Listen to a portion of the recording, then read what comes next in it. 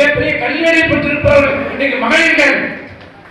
அவர்களுக்கு ஏற்கனவே அம்மா உள்ளாட்சி தேர்தலில் 50% இடஒதுக்கீடு கொடுக்கப்பட்டிருக்கிறது.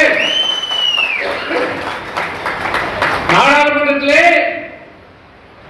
திமுக வாய்க்கிலே பேசுவார்கள், காங்கிரஸ் வாய்க்கிலே பேசுவார்கள்.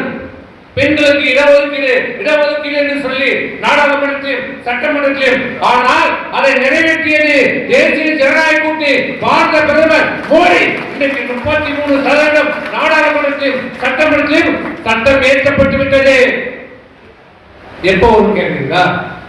இப்ப மக்கள் தொகை கணக்கெடுப்பு, இப்ப வீடு கணக்கெடுப்பு இந்த மாதம் ஆரம்பிக்க போகுது. ஏப்ரல் மாசத்திலிருந்து அடுத்த ஆண்டு மக்கள் தொகை கணக்கெடுப்பு. அது முடிந்தவுடனே தொகுதி வரைமுறை மறுசீரமைப்பு. தொகுதி வரைமுறை முடிந்தவுடனே இந்த இடஒதுக்கீடு, பெண்களுக்கான இடஒதுக்கீடு ஒரு கண்டிப்பாக ஒன்றே தீரும். சட்டம் ஏற்றப்பட்டிருக்கிறது. உங்களுக்கு போய் சொல்லுங்க மக்களுக்கு. அடுத்த சட்டமன்ற தேர்தல் 26 முடிஞ்சு 36 நான் சட்டமன்ற தேர்தல் நடக்கும் போது இந்த 6 தொகுதியில 2 தொகுதி மகளிர் தொகுதி. ஆமா, 33 3ல ஒரு பகுதி, 3 தொகுதி போவோம், இல்ல 2 தொகுதி மகளிர் வரும். அது விழுப்புரமா இருக்கலாம், திண்டிவனமா இருக்கலாம், வானூருக்கு அண்ணனுக்கு கோயிலாவா இருக்கலாம்.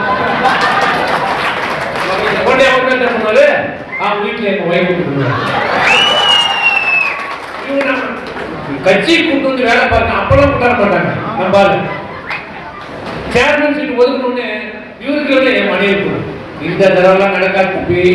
கட்சியில யார் உழைக்கிறாங்க, மகளிரா இருந்தாலும் சரி ஆண்களா இருந்தாலும் சரி பணியாற்றுகிற மகளிருக்கு தான் தேசத்துல பொறுப்புகள் வழங்கப்படும். மனைவி போகணும், பொண்ணு போகணும், கட்சியில வந்து பணியாற்ற சொல்லு, பணியாற்றணும். புறமுதுக்கு புற பின்னாடி வந்து நினைக்காதீங்க. இப்படிதான் பேசுவாரு சண்முகம், பாத்துக்கலாம் நீ வாங்கிக்கலான்னு. அதெல்லாம் நீ பழைய சண்முகம் பார்த்தாச்சு.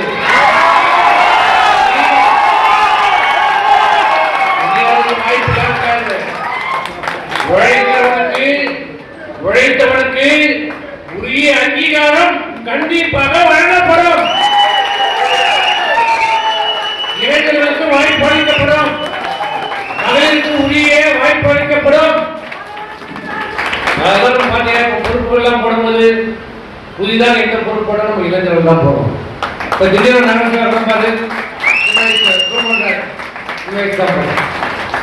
எங்க வாய்ப்பு வந்தாலும் எந்த சூழ்நிலை போடணும்னு நிலைமை வந்தா இளைஞர்களுக்கு தான் வாய்ப்பு வழங்குவார். இளைஞர் நீங்க கவலைப்படாதீங்க. இதை 18 வயசு 19 உழைத்த இந்த இயக்கத்தில் உழைத்த இளைஞர்களுக்கு வாய்ப்பு வழங்கப்படும்.